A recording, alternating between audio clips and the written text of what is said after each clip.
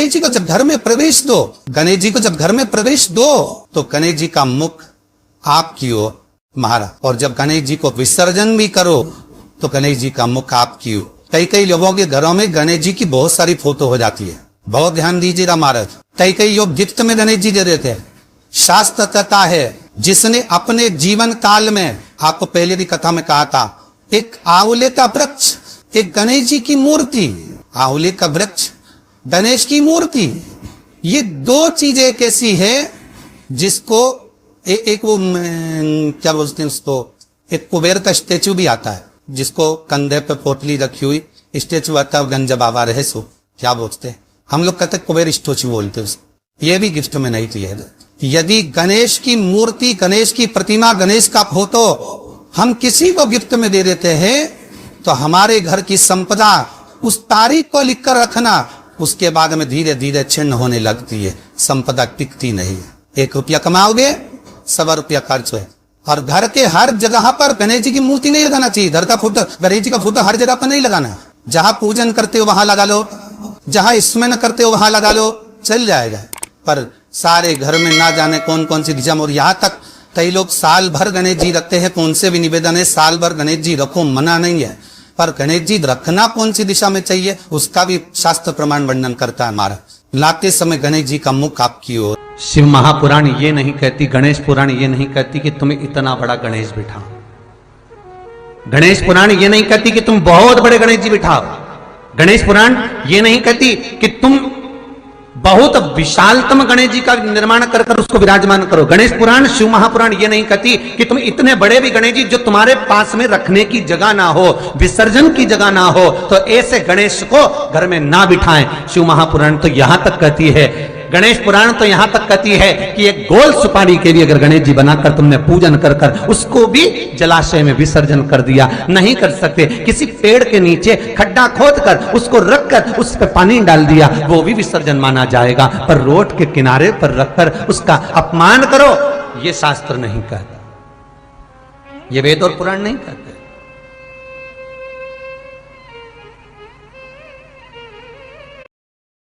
कहीं भगवान गणेश जी को ऑटो पर बिठा रहे हो, उनकी मूर्ति बनाने वाला मूर्ति बनाता है तो कहीं ऑटो पर बना रहा है, कहीं मोटरसाइकिल पर बना रहा है,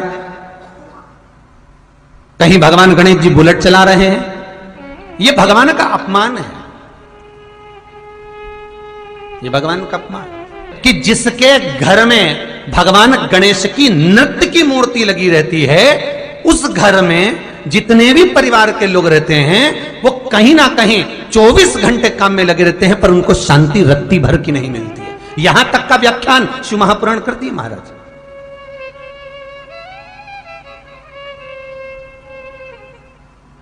लोगों को शौक चला, गणेश जी ढोल बजा रहे हैं, वो मूर्ति का फोटो घर में लगा दिया,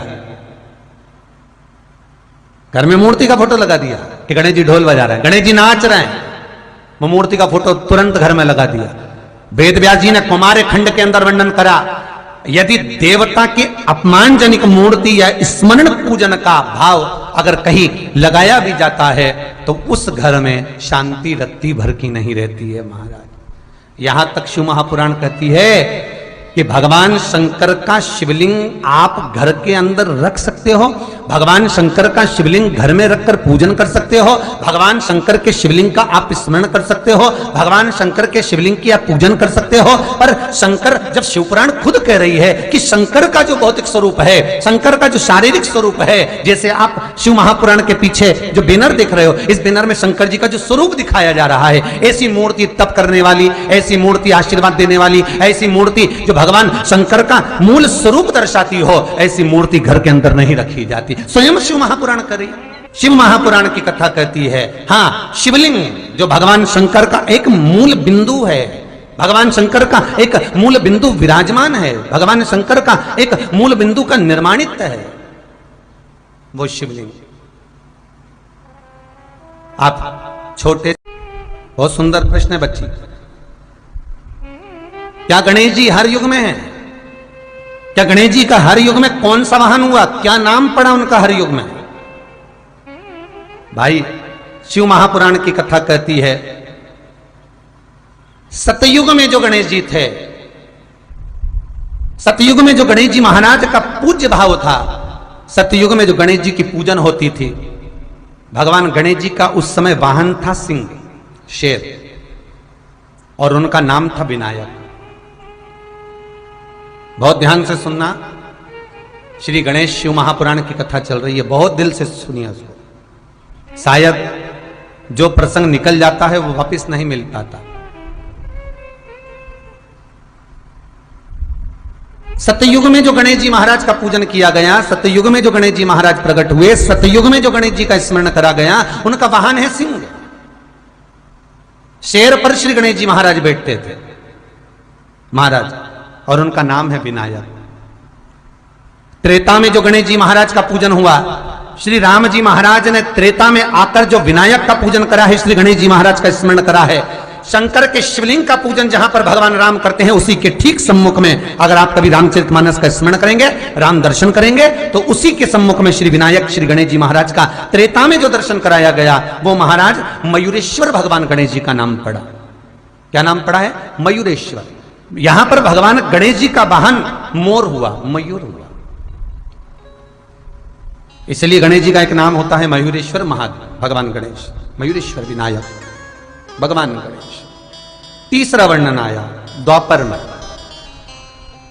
द्वापर में भगवान श्री गणेश जी का नाम गजानंद हुआ और इनका वाहन चूहा हुआ। श्री गणेश जी महाराज का नाम गजानन, द्वापर में उसको गजानन कहा गया। भगवान कृष्ण जब द्वारका में प्रवेश करते हैं, भगवान कृष्ण जब द्वारका में जाते हैं, आप सबने कथा सुनी होगी, आप सभी ने स्मरण किया होगा कि जिस द्वारका में भगवान कृष्ण विराजमान होते हैं, ये द्वारका मेरे कृष्ण की नहीं थी। जिस द्वारका में भगवान कृष्ण विराजमान हो रहे हैं, ये द्वारका मेरे कृष्ण की नहीं है, ये राजा अनर्थ की है। की आकृति बहुत छोटी होती चली जाएगी, तब भगवान श्री गणेश जी महाराज स्वयं ध्रुमकेश होकर घोड़े पर विराजमान हो जाए। शिव गणेश कार्तिकेय का जो नाम कीर्तन है, नाम जाप है, वो जीवन का सुख देने वाला, जीवन का सुख।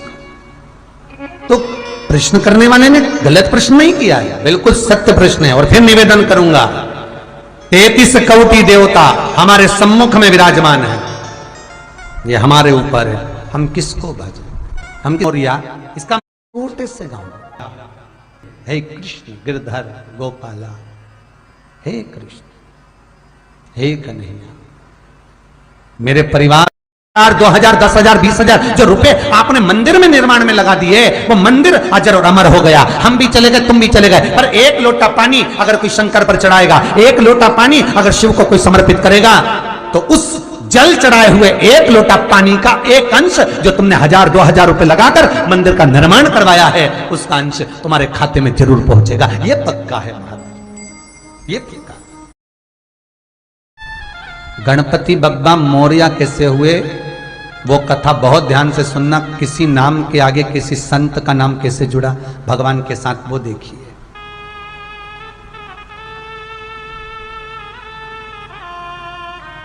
रामकृष्ण परमहंस के साथ देवी जी का नाम नहीं जुड़ा है, या देवी जी का नाम रामकृष्ण परमहंस के साथ नहीं जुड़ा, चैतन्य महाप्रभु जी का नाम कृष्ण के साथ नहीं जुड़ा, संत तुकार का राम का नाम पंडरीनाथ के साथ नहीं जुड़ा, मीराबाई का नाम कृष्ण के साथ नहीं जुड़ा, पर किस राष्ट्र के एक संत हैं मौर्य गोस्वामी, जिनका नाम गणेश के साथ जुड़ा, गणपति बप्पा मौर्य। एक संत मौर्य गोस्वामी। गण अधिपति गणेश का जन्म क्यों हुआ, किस लिए हुआ? गणाधिपति गणेश का जन्म हुआ किस लिए, इनके जन्म का कारण क्या है? बच्चे पूछेंगे, मम्मी भगवान राम के जन्म का कारण था कि रावण को मारना था? भगवान कृष्ण के जन्म का कारण था कि उनको कंस को मारना था। माँ जगत जननी दुर्गा भवानी के प्रागट्य का कारण था कि महिषासुर को मारना था, मधुकेटभ का संहार करना था। पर बच्चे पूछेंगे आपसे,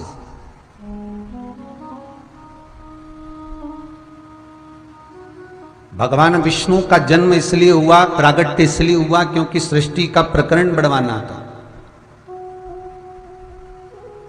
आज्ञा विष्णु की थी, ब्रह्मा से कहा, ब्रह्मा ने चलवाया। भगवान शिव का प्रागट्य इसलिए है क्योंकि जन्म संहार भी करना है और संहारना भी है। भगवान दत्त का प्रागट्य इसलिए हुआ कि उनको गुरुओं का व्याख्यान वर्णन आगे बढ़ा। जलदेव का जन्म इसलिए हुआ क्योंकि उन जल का वृष्टि करना है। पर भगवान गणेश का जन्म क्यों हुआ है? गणेश के प्रागट्य का कारण क्या है? भगवान गणेश जी क्यों प्रकटे हैं? इसलिए कोई कारण होता है तो फिर कोई कारण को प्रकट करा जाए कि वो कारण है क्या, क्या कारण है, किस कारण से प्रकट हुए, किस कारण से। शिव महापुराण की कथा कहती है, एक बार भगवान शंकर और मां जगत जननी पार्वती दोनों विराजमान, दोनों बैठे। आज भी वो जगह जहां शंकर और पार्वती बैठकर ये प्रसंग का व्याख्यान कर रहे हैं, वो जगह आज भी उत्तराखंड में, हिमालय राज की वो पावन धरा उत्तराखंड, उत्तरकाशी से, उत्तरकाशी जिले के एक छोटे से डोंडिया गांव में आज भी वो जगह है जहां शंकर भगवान माता पार्वती के साथ बैठकर गणेश जी के प्रागट्य का विषय रखे थे। बहुत ध्यान से सुनना आज की कथा। कल कई लोगों ने लिखकर मैसेज करा है कि गुरुजी ऐसी कथा कल की आपने व्याख्यान करा, वो हमने बहुत पहली बार, जो शिव पुराण में वर्णन है, जो शास्त्रों में लिखा है, वही शास्त्र प्रमाणित चर्चा अपन कर रहे हैं, वही फिर व्याख्यान, कुछ वेदों से, कुछ शास्त्रों से फिर लेकर।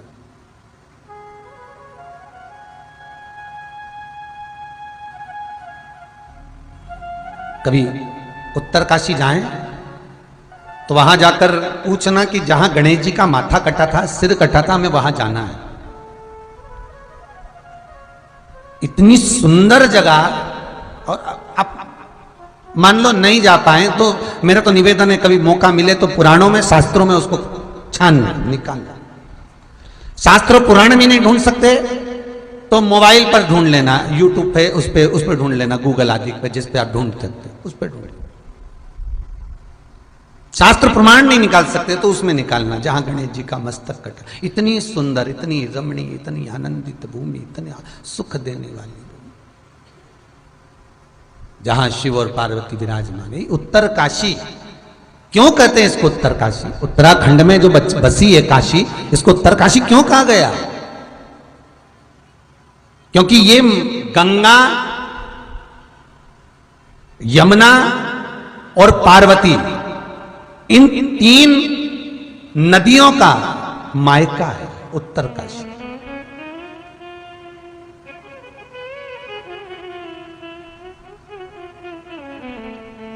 एक काशी जहां पर भगवान विश्वनाथ विराजमान है, एक काशी जहां भगवान शंकर विराजित हैं।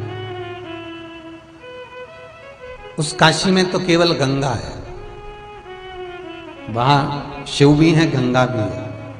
पर उत्तर काशी जहां पर भगवान शंकर विराजमान है और गंगा, यमुना जहां मायके में आती हैं भगवान शंकर को लेकर, वहां फिर जो चर्चा प्रारंभ होती है,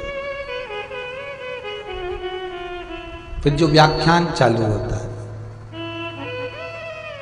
उत्तरकाशी की दरा पर जो प्रसंग प्रारंभ हुआ, जो प्रसंग चला, आज माता पार्वती ने शंकर जी को देखकर कहा, भोलेनाथ जी आज बड़े प्रसन्न चित्त में दिख रहे हो आप। पति घर पर आया और बहुत मुस्कुरा रहा है तो पत्नी समझ जाती जरूर कोई बात है, आज का हुआ क्या ये बता दो। और कभी कभी धर्म पत्नी भी बड़ी प्रसन्न दिखे तो पति समझ जाता है आज जरूर 1000-500 का नोट जाने वाला है।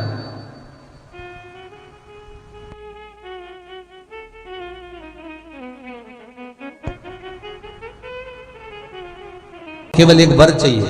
शंकर जी बोले बोलो क्या चाहिए? पार्वती कहती है बालक को प्रकट मैं करूंगी, मेरा बालक जगत में विघ्न डालेगा इन राक्षसों के कार्य में, पर उसका नाम बिगड़ना नहीं चाहिए, जगत में वो पूजा जाए, क्योंकि मैं जन्म दे रही हूं उसको, मैं प्रकट कर रही हूं उसको। नहीं तो दुनिया के लोग कहें बताओ माता पार्वती के तन से जो बालक प्रकट हुआ था वो विघ्न डालने वाला, लोग उसको पूछे ही ना, लोग उसका स्मरण ही ना करें। ये भगवान के गणेश के प्रागट्य की कथा है कि उनका प्रागट्य क्यों हुआ, किस लिए हुआ, किसके लिए हुआ, कारण क्या था, किस कारण से।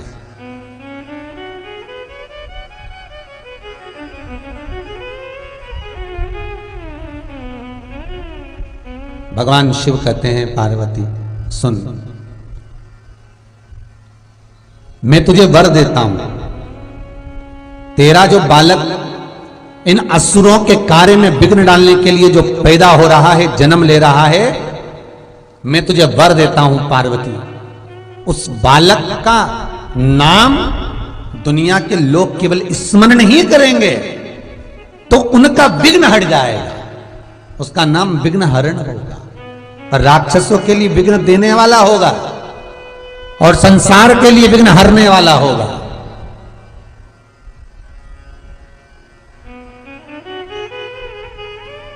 एक साधारण सी कथा लोग कह देते हैं कि गणेश जी का जन्म हुआ, क्यों हुआ? तो कहा उपटन लगाया था माता जी ने, तन पे से निकाल लिया, पुतला बना लिया, स्नान करने जा रही थी, उसमें प्राण दे दिए, दरवाजे का द्वारपाल बन गया वो विनायक, और शंकर जी ने उसका सिर काट दिया, बस गणेश जी का जन्म हो गया। अरे कारण क्या था गणेश के जन्म का? क्या कारण है? उस कारण को भी तो जानना पड़ेगा, उस कारण को भी तो पहचानना पड़ेगा कि कारण पड़ा क्या। महाराज जगत जननी तुम चिंता ना करो, तुम्हारे बालक का नाम मात्र लोग लेंगे, उनका विघ्न हर जाएगा, उनका विघ्न समाप्त हो जाएगा, उसका नाम विघ्न हरण होगा, लोग उसे विघ्न हरता कहेंगे, तुम चिंता ना करना। पार्वती जी ने कहा बालक ऐसा प्रकट करूंगी जो असुरों के कार्य में विघ्न डालेगा, और एक बार अगर विघ्न डाल दिया तो वो असुर उस विघ्न के कारण कभी सफल हो ही नहीं पाएगा। भगवान शिव कहते हैं क्या चाहती हो पार्वती? पार्वती जी कहती हैं मुझे यहां गंगा के पावन तट पर जो मैं तप करने के लिए बैठ रही हूं, गंगा की स्थली पर जो मैं तप करने के लिए बैठ रही हूं, गंगा का जो मैं स्मरण करने के लिए यहां बैठी हूं, मेरे शरीर पर गंगा, यमुना, सरयू, नर्मदा, क्षिप्रा, जितनी भारत की भूमियों पर इन नदियों का उद्गम हुआ है, जितने भारत की भूमि पर ये नदियां बह रही हैं, इन नदियों का भी तेज पुंज मेरे शरीर पर आना चाहिए, उनका तेज मेरे शरीर। भगवान शिव ने देखा कि पार्वती अब तप करने के लिए बैठ रही है, साधना। एक बहुत सुंदर सा प्रसंग कहूंगा मैं आपको, आप माने ना माने ये आपका मन, पर सत्य वचन शिव महापुराण का एक भाव आपके जीवन में होना चाहिए। आप भगवान की पूजन में जितनी देर बैठते हो, आप शंकर के भजन में जितनी देर बैठते हो, आप नाम स्मरण में जितनी देर बैठते हो, आप भगवान के कीर्तन में, पूजन में, पाठ में, नाम जाप में जितनी देर बैठते हो, शिव महापुराण की कथा कहती है उतनी देर तक सारी नदियां, जितनी देर आप तप साधना में लगे हो, पूजन में लगे हो, भजन में लगे हो, कीर्तन में लगे हो, उतनी देर तक सारी नदियां आपके शरीर के सम्मुख में आकर आपकी आराधना करती है।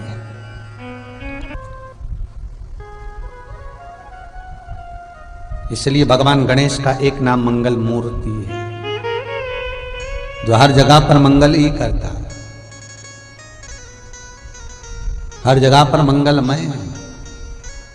जिसके घर में संपदा की कमी पड़ती हो, बीमारियां ज्यादा फैल रही हो, बहुत कष्ट हो महाराज, बहुत ज्यादा दुखी हो महाराज, कोई काम नहीं बन रहा, बहुत तकलीफ में हो, तो शमी पत्र, शमी की पत्ती, जहां गणेश जी का स्थान है वहां पर 5 शमी पत्र 5 समर्पित करें और शंकर जी के ऊपर 3 शमी पत्र समर्पित करें। बहुत ध्यान देना, 5 शमी पत्र जहां गणेश जी का स्थान है शिवलिंग में वहां समर्पित करें, 3 शमी पत्र शिवलिंग के ऊपर समर्पित करें। 1 शमी पत्र शंकर जी की चौखट पर लेफ्ट भाग में, जाते समय आपका उल्टा हाथ, जब मंदिर से निकलो तो उल्टे हाथ पर लेफ्ट भाग में शंकर जी की चौखट पर समर्पित करें 1 शमी पत्र। और महाराज घी का दिया जहां लेफ्ट भाग में आपने शमी पत्र रखा है, मंदिर में ना दिया लगाकर बाहर की ओर जहां शमी पत्र रखा है उसके ठीक साइड में एक घी का दिया लगा दीजिए। केवल गणेश चतुर्थी से लेकर अनंत चतुर्दशी तक गणेश पुराण कहती है भगवान गणेश जी का, मोर ध्वज का, मयूर ध्वज गणेश का नाम लेकर जो ये दीप शमी पत्र चढ़ा देता है उसके घर से कभी रिद्धि सिद्धि नहीं जाती, वैभव प्रतिष्ठा नहीं जाती। कर कर देखना अगले साल तक आपका व्यापार कितना चलता है, हमको बताना जरूर, करके देखो एक बार। गणेश पुराण का, शिव महापुराण का ये प्रसंग करिए। गणेश जी महाराज की चढ़ी हुई केवल एक दुर्वा, और उस दुर्वा को दरवाजे की देहली पर छुलाकर उस दुर्वा को अपनी अलमारी में, अपनी तिजोरी में उसी दिन रख दो जिस दिन लेकर आयो महाराज। कभी जिंदगी में लक्ष्मी की कमी नहीं आ सकती। जब हम हवन करते हैं, यज्ञ करते हैं, तो यज्ञ करते समय सांकल्य हाथ में लेकर ओम प्राणाय स्वाहा, ओम वैनाय स्वाहा, जब हम आहुति देते हैं तो आहुति जो यज्ञ में गई तो गई, पर आहुति जो यज्ञ में गई तो गई, पर आहुति की सांकल्य जो नीचे गिर जाती है, हिंदू धर्म में वो सांकल्य को बटोर कर अग्नि में नहीं डाला जाता। जो जमीन पर गिर गई है, वेदी पर गिर गई है, उसको उठाकर आगे में नहीं डालेंगे, अग्नि में नहीं डालेंगे। क्यों? जितनी उनको पाना थी वो मिल गई, अब ये क्या करना। अगर मैं वापिस लेता हूं, थाली में डाल लेता हूं या उठाकर वापिस अग्नि में डालता हूं, तो जिन देवताओं को मैंने भाग दिया है वो देवता उस भाग को ग्रहण नहीं करेंगे, वापिस छोड़ देंगे। इसलिए आसपास में गिरी हुई सांकल्य को, धूप को वापिस अग्नि में नहीं डाला जाता, उसको तो फिर विसर्जन में रखा जाता। इसलिए ब्राह्मण कहते हैं आहुति देते समय ध्यान रखो, स्वाहा, आहुति अंदर जाना चाहिए।